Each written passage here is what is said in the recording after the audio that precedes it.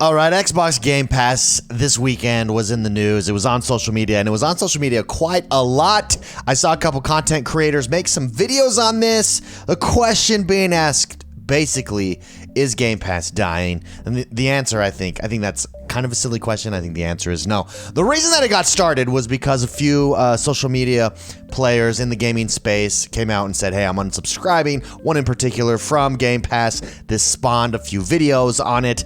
Let's go over it, and then let's also discuss former vice president of games publishing at Xbox did say that Game Pass scares him, but not for the reason you think. I did listen to that interview. It dropped yesterday. And so we'll discuss that. We'll discuss all the Game Pass stuff.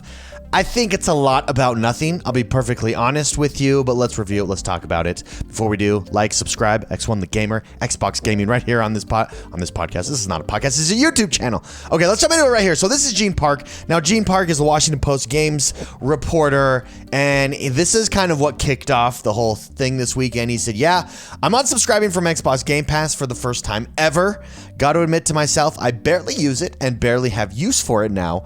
I'll be back, but for now, there's no point. And I think he means he'll be back when some AAA games. In fact, he continues in this thread and says maybe the Xbox June showcase will change it, but I was promised new exclusives every 3 months, and we just don't have that. I played Trek to Yomi. Yay. And then he's saying a lot of people are getting mad at him. And stuff like that, which is fine. And I think let's break down here what this means. He says he's going to be back. I think Gene Park is someone, especially as a Washington Post games reporter, he probably has to focus on AAA games, major titles. That's what drives traffic to your articles. And in that business, it's all about clicks. I'm not saying anything that's bad or good. I'm just saying that is what it is. And so he's probably like a Trek to Yomi. He said, I played Trek to Yomi. Yay.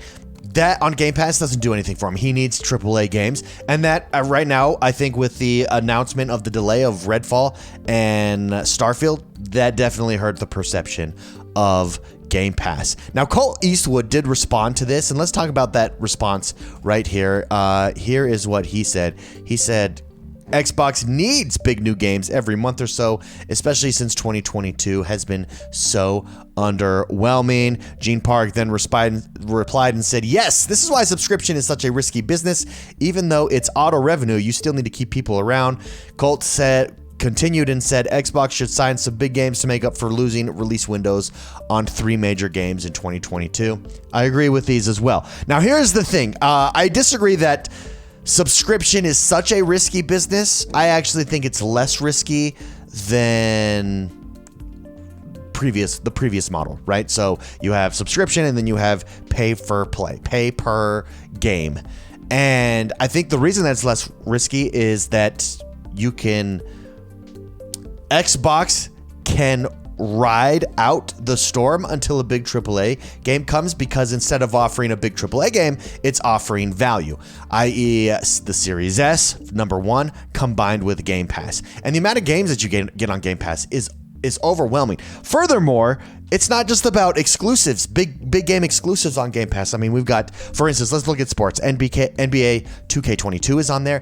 MLB The Show 22 is on there. Now you could get you get both those games if you're a sports player on Game Pass for a monthly service fee along with all these other games, or you can pay $70, $60 per pop on other services. So I think what Gene's gripe really is there's no first party big name titles on Game Pass. And sure, that's going to be something, but I don't think that most people are thinking of Game Pass this way. Now, from a marketing perspective, I do think you need those big titles, especially to continually market and grow Game Pass. And I think that's the point that Colt is making here. They need big new games in order to continue to grow their service. That's what's going to drive marketing. That's what's going to drive growth for your Game Pass. But overall, I think Gene Park is probably not representative of your average gamer. I mean, he's a games reporter. This is his job. His job is to get eyeballs on his articles. But for your average gamer, for instance, I have Game Pass. Yes, I'm a fan of Game Pass. I'm a fan of Xbox. Clearly, this is an Xbox YouTube channel. However, I've been playing games. I played Trek to Yomi. I would not have bought that game to play that game. I played Wild West. I would not have bought that game to play that game. And there's these nice gems. The nice thing about Game Pass, have you ever been in that situation where you're like, oh, I don't know what to play. I have nothing to play right now. What do I play? And you go to the Microsoft Store or the PlayStation Store or Steam and you browse games and you still can't find anything to play. And you're like, I don't know what to buy. I don't know what to pull the trigger on here. Game Pass takes that away. You can browse. It's like browsing a store. Oh, okay. Let's try this. This looks halfway interesting. Let me get on that. Let me jump on that. Let me play that. Let me try it out. And so that's what Game Pass is. Again, I think there are big titles on there. I will point to MLB The Show. I'll point to NBA 2K22 as well as others. For instance, I've been going back and playing Batman Arkham Knight. Now, that's an older game, but it's a game that I never played, and I'm able to play that with my kids because it's on Game Pass as well. I think right now Microsoft is selling the value at Game Pass. I think as they go forward, it is going to be critical for first-party titles to be there to continue to grow it. Absolutely. I think that's the point that Clint Eastwood made. But I think that ultimately, this is much to do about nothing. Game Pass isn't going anywhere. Game Pass is not unsuccessful. This is not writing on the wall is here and oh my goodness, it's going to collapse. That's nothing. This is a guy, Gene Park, saying he's leaving right now because there's no games for him. That's fine. He says he'll be back. Fine. Again, no big deal. Now, what is more interesting in the Game Pass realm and the Game Pass discussion is this right here. Now, this was tweeted out by Seasoned Gaming in an interview with our own Insipid Ghost on the Xbox Expansion Pass podcast. Former Xbox Vice President of Game Publishing says that Game Pass, quote, makes him nervous and scares him. So I went through and I listened to this whole podcast for you guys. Fantastic podcast, by the way, right here on the Xbox Expansion Pass podcast. And this is Ed Fry's former, the former Xbox Vice President of Game Publishing. And there he is, Ed Fries. Now he does say that Game Pass makes him nervous. And so after I saw this drop after all of this news of I'm like, oh no, more bad news for Game Pass. It's not that it makes him nervous that it will succeed. It's that it won't succeed for Xbox. He thinks that it will succeed for Xbox, and ultimately it will destroy gaming as we know it, essentially, is his opinion. He says that he uses the example of Spotify, that when Spotify jumped on the scene and it really started to take off, it cut music revenue in the music industry in half. And he says there were a few artists that tried to stay out, and self-publish or do their own thing and not be on Spotify, and they weren't successful. To the point now that nobody buys songs, nobody buys CDs. They expect, they pay for a service, Spotify, Apple Music, etc., and that's where they get their music from. And I mean, that's true. That's absolutely true. I don't remember the last time I bought a music CD. I have a subscription service that I use. I use Apple Music and I use Spotify. Well, I don't pay for Spotify. I use Apple Music, but same difference, right? And he says overall, he just doesn't think that it's good for the industry. He's worried that it will be bad. He says, as a customer, I absolutely love it. It's a great value for me, but for the industry, is it the best thing? And I see his point. I have said before that I believe gaming in the next 5 years is going to look completely different than it did in the past 5 years. We are at this huge technological inflection point in gaming that has never existed before. And I think we're there with movies, and we're there with all forms of entertainment. Look at in the last 10 years how much it's changed.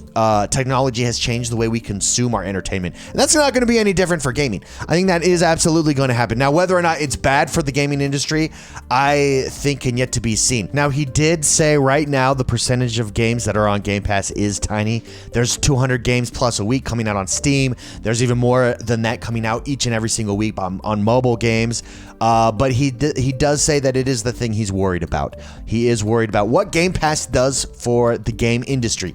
Not for customers. He thinks for customers it's a good thing, but what does it do for the game industry as a whole? How does it change it? And he's worried about it, that it could go in a negative way. I would argue to him that it's made music better. I mean, if you've ever dealt with getting licenses for music, you know it's a hot mess and everybody has their hands in the pot. Record labels are notorious for taking advantage of recording artists or artists signed to a label. So much so that I think Spotify, Apple Music, YouTube, etc. has opened it up so that people don't have to go that route if they don't want to. They don't have to go to the major record labels if they don't want to. They can self-publish. They can grow their own following. And I think that's actually the future, where it all shakes out in the music industry anyways, in the future. And I think gaming will be something similar. I think